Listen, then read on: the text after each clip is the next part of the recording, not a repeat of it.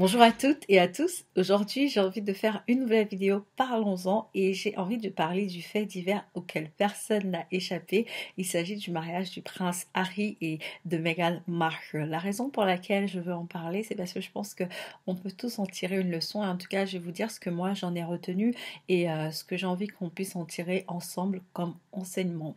Juste pour donner un petit peu le contexte, je pense que la plupart d'entre nous connaissons un petit peu l'histoire, mais Meghan Markle est une actrice afro-américaine, en tout cas métisse, même si elle est très claire de peau, de mère noire et de père blanc, et elle a 36 ans, elle est divorcée, elle s'est mariée une première fois à 29 ans, elle a divorcé 2 ans plus tard, son premier mariage était en 2011, il s'est soldé par un échec, et ensuite elle a rencontré Harry il y a 2 ans, et malgré le fait que Harry avait eu des relations avant Meghan, quand il a rencontré Meghan, il a su qu'elle était différente et il a décidé de l'épouser.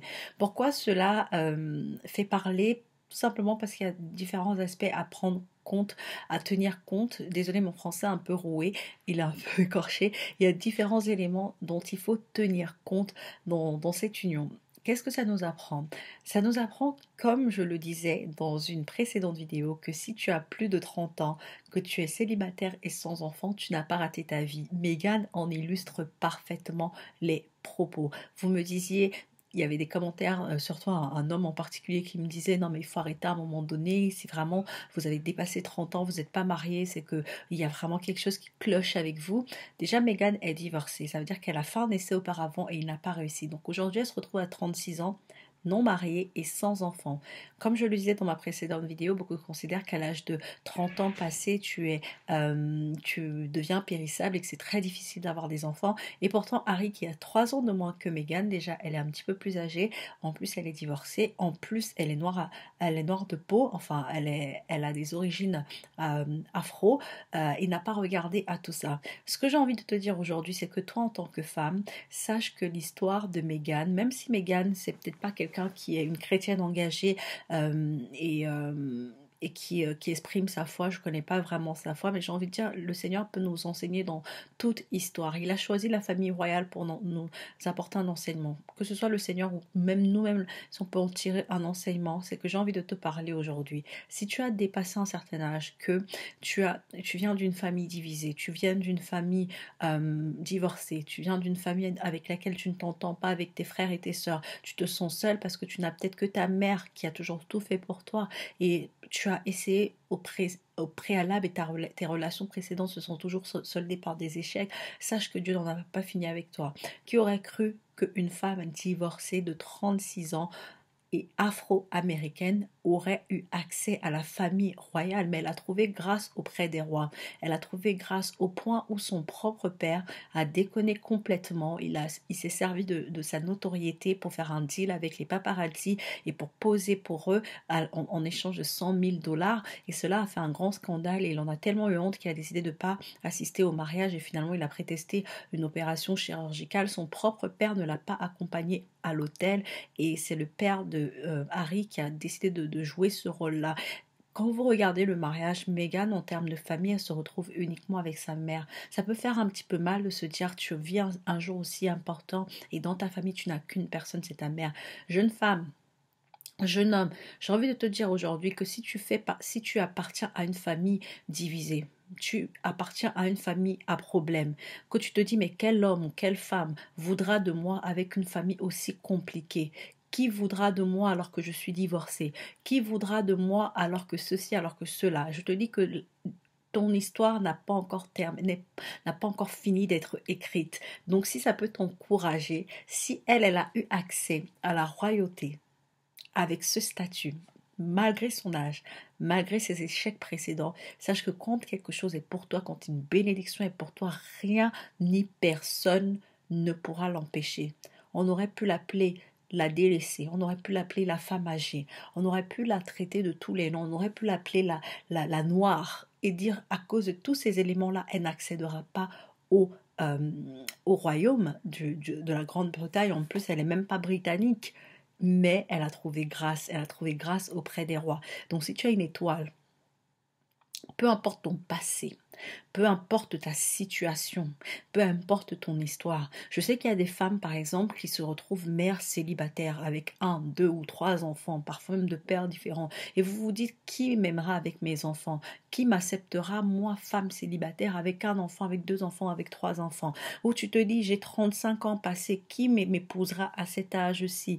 Je suis divorcée, qui acceptera une femme divorcée? Sers-toi de l'histoire de Meghan pour te dire que si elle a carrément épousé un prince alors qu'elle n'avait pas de statut princier, alors qu'elle était noire, enfin, même si elle est très claire de peau, il n'en demeure pas moins que quand sa mère se tient avec la famille royale, ça fait une tache noire, ça fait une personne noire au milieu de ces personnes. Quand je dis une tache noire, c'est juste pour de l'humour, pour dire en termes de couleur, vous avez vraiment une femme noire qui se tient là au milieu de la lignée royale. Et j'ai envie de féliciter la maman de Meghan.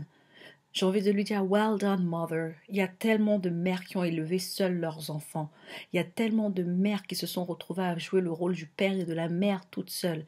J'ai envie de te dire sois fière de ce que tu fais parce que un jour, c'est cet enfant qui fera ta fierté.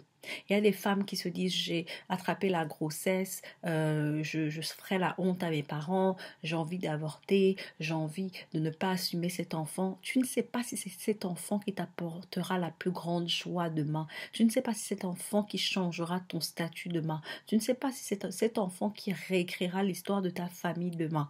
Alors si tu as été longtemps seul, délaissé, méprisé et que tu t'es battu seul envers et contre tout, je te dis continue.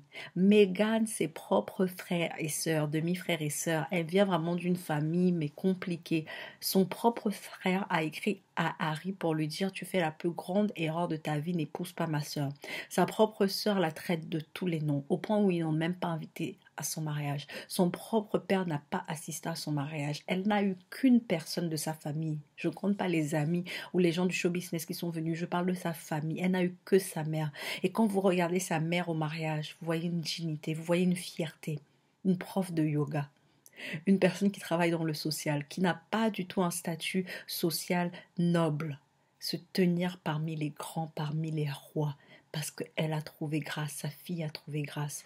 Meghan, elle n'a pas à envier la fortune d'Harry parce que grâce à son métier, elle est devenue millionnaire. Son père aussi était millionnaire parce qu'il avait gagné au loto, mais après il a perdu tout son argent à cause de mauvaise gestion. Donc elle n'a pas de problème financier, mais elle n'est pas née naturellement de famille noble. Et elle accède à la royauté. C'est pas merveilleux. Alors encourageons ces femmes qui pensent que leur histoire n'a plus d'issue, qui pensent qu'aucun homme ne les acceptera, qui pensent qu'elles n'ont pas d'avenir. Je suis contente que cette histoire arrive si peu de temps après ma vidéo. Je vous parlais de est-ce que s'il y a 30 ans, tu es encore célibataire et sans enfant, ta vie est terminée. C'est une parfaite illustration. N'est-il pas mieux d'épouser un prince et l'homme de sa vie à 36 ans que de forcer et de rester avec un homme avec lequel on n'est pas heureux quand on est plus jeune et de rater sa destinée? L'histoire de Meghan nous enseigne.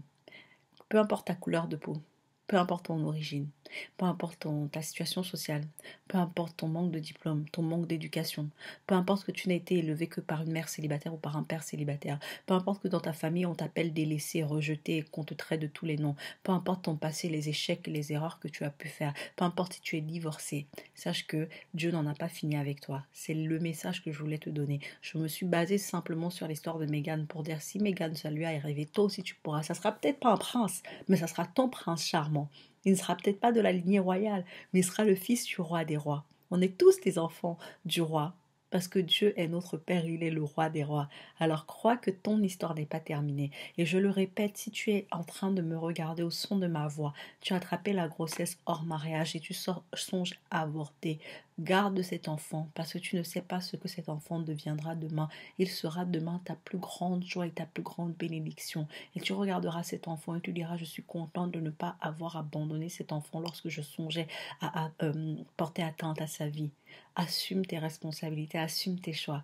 Parce que même si demain tu es une mère célibataire, ça sera ta plus grande réussite de voir ton enfant réussir demain. Alors sois encouragé et toi aussi, laisse Dieu écrire ton histoire d'amour. Parce que certainement, la page de ta vie, L'histoire de ta vie n'est pas encore terminée. Il y a encore des chapitres qui doivent être écrits.